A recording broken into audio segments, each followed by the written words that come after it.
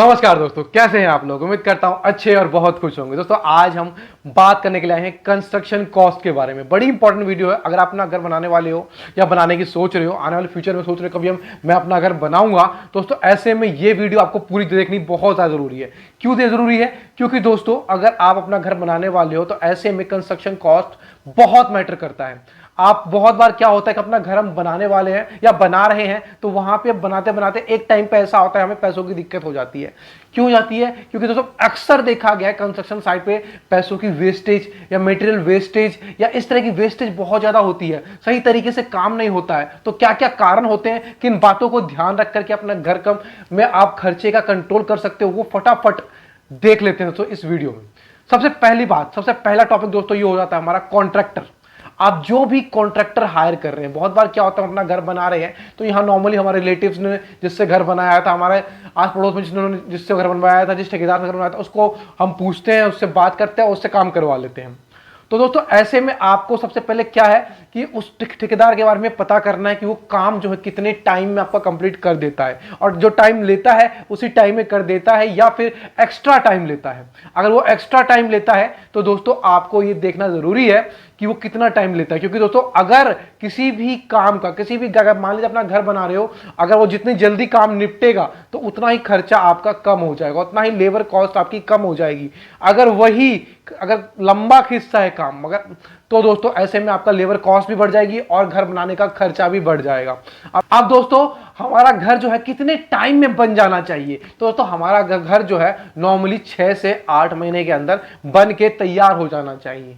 अब इसमें बहुत बार क्या होता है साल पर या 1.5 साल लग जाते हैं। ऐसे में दोस्तों लेबर कॉस्ट तो बढ़ता ही है, प्लस टाइम के साथ साथ मटेरियल कॉस्ट भी बढ़ता चले जाता है। तो यहां पे जरूर ध्यान रखें, जिस भी ठेकेदार को काम दे रहे हैं उसका काम चेक कर ले। 3-4 जगह जहां उसने काम किया पहले तो उसका काम चेक कर ले, प्लस दोस्तों काम चेक करने के बाद वो टाइम लिमिट उसका फिक्स करे और साथ में एक एग्रीमेंट साइन करे। ये बहुत जरूरी है दोस्तों। एक एग्रीमेंट साइन करने से बेनिफिट क्या होगा कि आप एक टाइम बॉन्डिंग मान दीजिए कि मुझे इतने काम पे मैं इतना पैसा दूंगा, इतने काम पे आपको इतना पैसा दूंगा। ऐसा ना हो कि हर एक शाम को आपको आके ठेकेदार खड़ा हो जाए, भैया हमें पैसे चाहिए। तो ऐसे में दोस्तों लोग परेशान तो होते ही होते हैं और साथ में पैसों की बड़ा दिक्कत बनी रहती है। और ऐसे में कभी कभी हमें अंदाजा भी नहीं रहता है कि हम ठेकेदार के कितना पैसा दे चुके हैं, और काफी बार उसके पास बहुत ज्यादा पैसे चले जाते हैं। उसके बाद ठेकेदार काम करने में दिक्कत करता है और फिर काम को लेट करता है। तो दोस्तों इस कारण से इस बात का जरूर ध्यान रखें। अब दोस्तों यहां एग्रीमेंट की बात तो हो गई। अब एक पॉइंट और आता है कि यहां पे होता है कि आर्किटेक्ट हो ये दोस्तों या सिविल इंजीनियर हो, जब अपना घर आप बना रहे हैं तो प्रॉपरली आप डेली अगर इंजीनियर को अपने साइट के लिए हायर नहीं कर सकते, अपने घर के लिए हायर नहीं कर सकते हो, तो दोस्तों कम से कम हफ्ते में, महीने में एक आध बार विजिट जरूर करवाइए, दिखवाइए कि क्या काम सही हो रहा है, क्या काम गलत हो रहा है। जो काम आपका गलत हो रहा है तो वहां पे क्या होगा कि अगर आप विजिट नहीं करवाएंगे, काफी काम जो होता है बाद में गलत हो जाते हैं, बाद में तोड़ फोड़ करना वो बहुत ज्यादा इसमें कंस्ट्रक्शन कॉस्ट तोड़ के दोबारा बनाने में बढ़ जाता है। तो ऐसे में प्रॉपर आप एक प्लान लेके चलिए, सबसे इंपॉर्टेंट है। आर्किटेक्ट के लिए मैंने इसलिए बोला दोस्तों, आर्किटेक्ट हो या सिविल इंजीनियर हो, आप एक को अपना घर बनाने का प्रॉपर एक प्लान लेके चलिए। प्लान बनवाइए, क्वांटिटी निकलवाइए कि कितनी क्वांटिटी लग जाएगी। अगर आप ऐसे प्रॉपर प्लान के हिसाब से अगर आप काम करते हो तो आपको कितनी क्वांटिटी में रोड़ी लगनी है, कितनी क्वांटिटी में आपको बालू लगना है, कितनी क्वांटिटी में आपको स्टील लगना है, ये आपको एग्जैक्टली अंदाजा होगा। तो ऐसे में क्या होगा, फालतू सामान आप नहीं लाएंगे। और दोस्तों कभी भी बहुत ज्यादा मात्रा में आप सीमेंट, डस्ट जो है ये अपने साइड पे ना गिरवाए। इसमें होता क्या है, जब बहुत ज्यादा मात्रा में जब गिर जाता है अपने साइड के साइड पे, या वहां पे वेस्टेज बहुत ज्यादा होती है। उतना ही मंगाए जितना आपका काम होना है। मतलब अगर मानिए एक ट्रॉली में आपका हफ्ता भर काम चल जाता है तो एक ट्रॉली मंगवाए, ये नहीं कि इकट्ठे 4 ट्रॉली आपने मंगवा के रख लिया। तो ऐसे में बहुत ज्यादा मटेरियल होने के बाद अब लेबर भी वेस्टेज करती है और वैसे लोग भी आसपास जाने वाले भी वेस्टेज करते हैं। तो वेस्टेज के लिए आप जितना जरूरत है उतना ही सामान मंगाए, उससे ज्यादा सामान ना मंगवाएं। उससे होगा कि आपका वेस्टेज कम होगी। सबसे ज्यादा पैसा जो खराब होता है ऐसे में, ना तो ठेकेदार कमाता है ना तो वो आपके बचते हैं, वो होता है वेस्टेज में खराब। तो वेस्टेज का आप जितना ज्यादा ध्यान रखेंगे उतना ज्यादा आपका कॉस्ट जो है वो कम लगेगा आप घर बनाने में। अब दोस्तों अगला पॉइंट हो जाता है यहां पे हमारा वॉल थिकनेस। ये बड़ी इंपॉर्टेंट पॉइंट है दोस्तों। अगर आप अपना घर बना रहे हो आरसीसी फ्रेम स्ट्रक्चर, अगर लोड बेयरिंग बना रहे हो तो कोई बात नहीं है, अगर फ्रेम स्ट्रक्चर बना रहे हो तो वहां पे आप कॉस्ट करने के लिए, कॉस्ट कम करने के लिए बहुत कुछ कर सकते हैं। जैसे जैसे कि आप अपनी दीवारों को, आउटर वॉल को जो है आप 9 इंची रख सकते हैं और साथ में अंदर की वॉल को आप 4 इंची रख सकते हो। ये कॉस्ट तो आपका कम होगा ही होगा, प्लस आपके घर के स्पेस को बढ़ा देगा। और प्लस दोस्तों आपका यहाँ पे जब कॉस्ट कम होगा तो आपका लेबर खर्चा भी ऑटोमेटिकली कम हो जाएगा, क्योंकि ईंटें कम लगेंगी तो लेबर को कम ढोके लाना पड़ेगा, टाइम कम लगेगा कोई भी वॉल को बनाने में। तो यहाँ पे आप आउटर वॉल 9 इंची और बीच के वॉल जो है पार्टीशन वॉल जो है आप 4 इंची रख सकते हैं। लेकिन दोस्तों ये काम भी आप करवाने से पहले एक सिविल इंजीनियर या विजिट जरूर करवाइए अपने साइट पे, जो कि पता लगे कि कोई गलत काम हो रहा है तो बाद में दिक्कत ना हो उस काम की वजह से। अब दोस्तों अगला पॉइंट आता है हमारा, वो आता है सीमेंट। ये सीमेंट बहुत इंपॉर्टेंट पॉइंट है दोस्तों। सीमेंट हम लगाते हैं, सीमेंट दोस्तों कोशिश करते हैं, हम पहली बार अपना घर बनाते हैं तो अच्छे से अच्छा सीमेंट लगाने की कोशिश करते हैं। ऐसे में कंपनियां भी अलग अलग नाम से अलग अलग तरह की सीमेंट्स लाती हैं, तो लोगों को भ्रम होता है कि हम ये सीमेंट लगा लेते हैं, हम वो सीमेंट लगा लेते हैं, वो सीमेंट लगा लेते हैं, थोड़ा पैसा एक्स्ट्रा खर्च कर लेते हैं तो क्या घाटा है, क्योंकि घर हमारा मजबूत हो जाएगा और अच्छा सीमेंट लग जाएगा हमारे घर में। दोस्तों इन सब चक्करों में ना पड़िए, सिंपल अच्छे सीमेंट को जो आपका आता है, सिंपल रेगुलर यूज होने वाला सीमेंट है, उन्हीं सीमेंट को यूज कीजिए।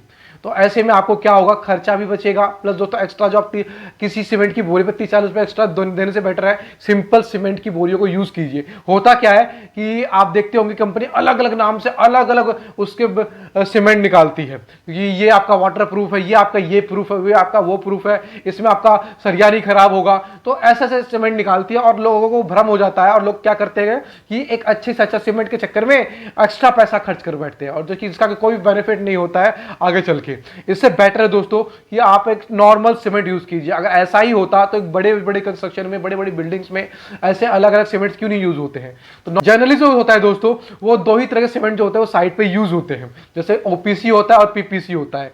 पीपीसी दोस्तों थोड़ा सा सस्ता पड़ता है, ओपीसी थोड़ा सा महंगा पड़ता है, 10-20 रुपए का फर्क होता है। ऐसे में दोस्तों आप पीपीसी जो है आप बहुत आराम से अपना घर बनाने में लगा सकते हैं। इसमें आपका ब्रिक वर्क, प्लस्तर वर्क, टाइल वर्क, इन सब में दोस्तों ये बहुत आराम से पीपीसी को आप यूज कर सकते हैं। तो ऐसा नहीं है कि आपको कोई भारी भरकम सीमेंट की तरफ जाना है, सिर्फ आप नॉर्मली कोई सा भी कंपनी, कोई सा भी ब्रांड ले लीजिए, उसमें आप पीपीसी सीमेंट आप आराम से अपने घर के लिए यूज कर सकते हैं। इसमें दोस्तों आपका पैसा भी बचेगा, प्लस दोस्तों कोई जबरदस्ती का पैसा खर्च नहीं होगा। बहुत बार लोग जबरदस्ती का पैसा खर्च कर देते हैं इन सब चक्करों में, अच्छा करने के चक्करों में वो अपना बुरा कर बैठते हैं। अब दोस्तों बात करने वाले हैं आपके प्लॉट एरिया की, या फिर आप जमीन जहां पे ले रहे हो, जहां आप घर बनाने वाले हो, इसमें भी बहुत मैटर करता है कि आपका कॉस्ट ऊपर नीचे होगा मकान बनाने में। अगर दोस्तों अगर अपना कोई भी अपने प्लॉट लेने वाले हो तब तो इस बात का जरूर ध्यान रखिए कि आपका प्लॉट जो है ज्यादा गहराई में ना हो। गहराई में होने के कारण क्या होगा, आपको वहां पे टीपीसी बनाना पड़ेगा, वहां कंस्ट्रक्शन कॉस्ट आपको बढ़ेगी, डीपीसी, प्लिंथ बीम, कॉलम, इन सब एक्स्ट्रा खर्चा तो होगा ही होगा। प्लस साथ में उसको दोस्तों आपका जो पानी निकल जाएगा उसको भरौत कराने में ही, मतलब उसको मट्टी भरवाने में ही आपका पूरा का पूरा तेल निकल जाएगा वहां पे, कि आपको तो वहां पे मट्टी भरवाते जा रहे हो और एक मोटा अमाउंट जो है आपका सिर्फ मट्टी भरवाने में चला गया, उसको आपको रोड के लेवल तक लाने में चला गया अपने प्लॉट को। तो ऐसे में जब भी आप प्लॉट ले रहे हो इस बात का जरूर ध्यान रखें कि आपका प्लॉट जो है रोड लेवल से जब बहुत ज्यादा नीचे या बहुत ज्यादा गहराई में नहीं होना चाहिए। अगर होगा तो वहां पे दोस्तों आपका कॉस्ट जो है बहुत ज्यादा लगने वाला है आपको घर बनाने में, क्योंकि दोस्तों आधे ज्यादा कॉस्ट तो आपको अपना घर को भरौत करवा के रोड लेवल में लाने में ही लग जाएगा।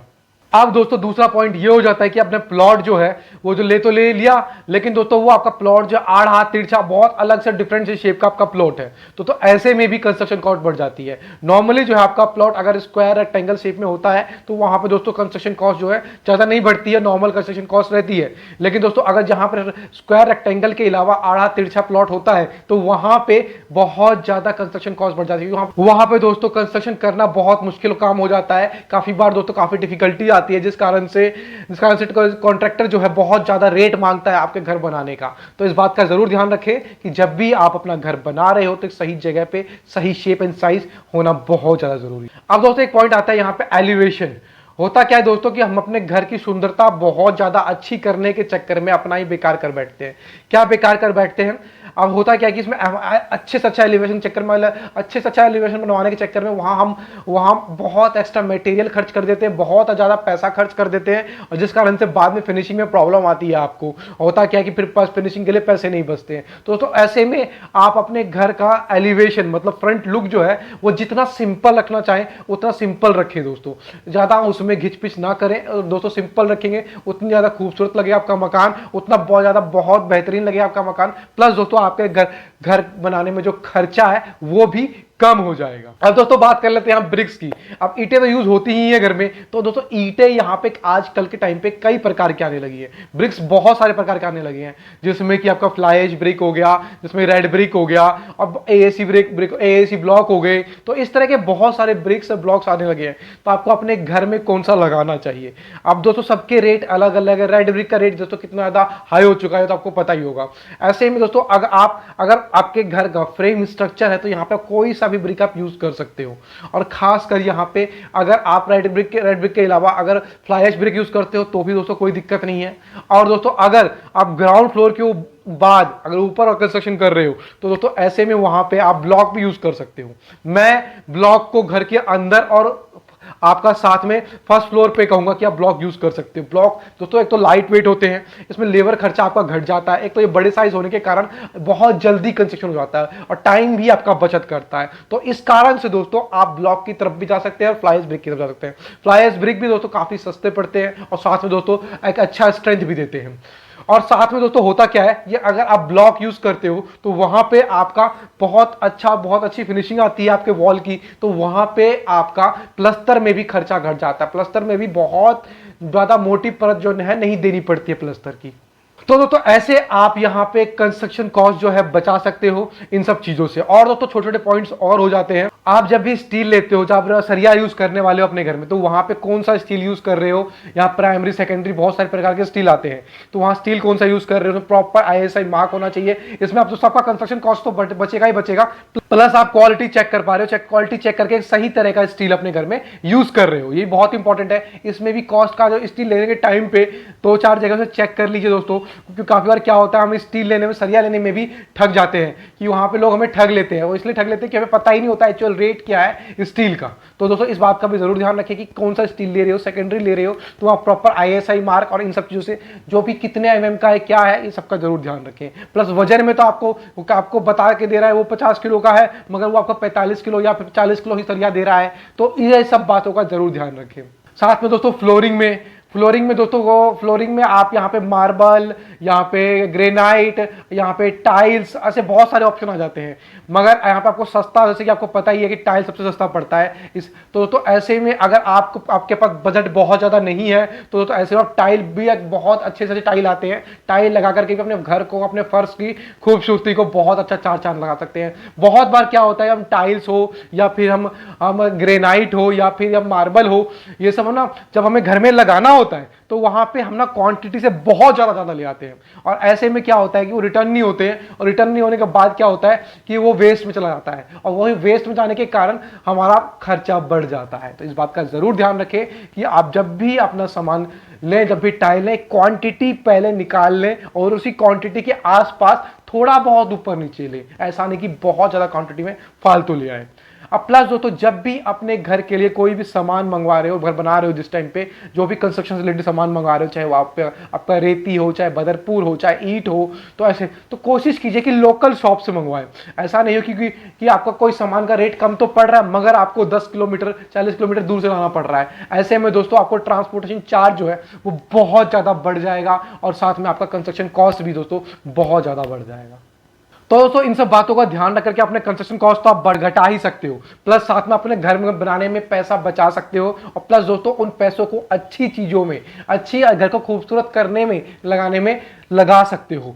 ऐसे बहुत छोटे छोटे होते हैं। वेस्टेज पे दोस्तों खासकर ध्यान दीजिए। जब भी आपका घर बन रहा है वहां पे बहुत ज्यादा लोग मिस्त्री लेबर जो है आपके मटेरियल पे ध्यान नहीं देगा। उनको बस काम करने से मतलब है, आपका कितना मटेरियल वेस्ट हो रहा है इससे कोई मतलब नहीं है। तो वेस्टेज पे बहुत ज्यादा ध्यान दीजिए। काफी बार आपका ब्रिक वॉल बन रही होती है, उसके नीचे जब मसाला डालते हैं तो मसाला गिरता रहता है, तो वहां पे आप बोरी लगवाइए, वो बहुत जरूरी है। क्योंकि बहुत लोग वो क्या करते हैं, दीवार बन रही है लेकिन मसाला जमीन पे गिर रहा है, मसाला खराब हो रहा है, उस मसाले को आप दोबारा यूज कर सकते सकते हो। प्लास्टर कर रहे हो तो प्लास्टर के टाइम पे वहाँ बोरी बिछाइए और वो मसाला जो नीचे गिर रहा है उसको दोबारा यूज कर सकते हो। तो इन सब बातों का ज़रूर ध्यान रखिए। ये सब वेस्टेज होती है लेकिन हम वहाँ पे हम ध्यान नहीं देते हैं, और वहाँ पे लेबर मिस्त्री को इनसे कोई मतलब नहीं होता। उनको क्या मतलब आपका कितना पैसा खर्च हो रहा है, आपको कितनी दिक्कत से आप मकान बना रहे हो, आपको कितनी प्रॉब्लम्स हो रही है, इनसे किसी को कोई मतलब नहीं होता है। तो इसलिए आप वेस्टेज को जरूर ध्यान दीजिए, और वेस्टेज को ध्यान देते हैं तो वहां पे आप अपना घर सही तरीके से सही टाइम पे आप बनवा पाओगे। चलो दोस्तों, वीडियो समाप्त करते हैं, जल्दी मिलते हैं अगली और एक और नॉलेजफुल वीडियो में। जय हिंद, जय भारत।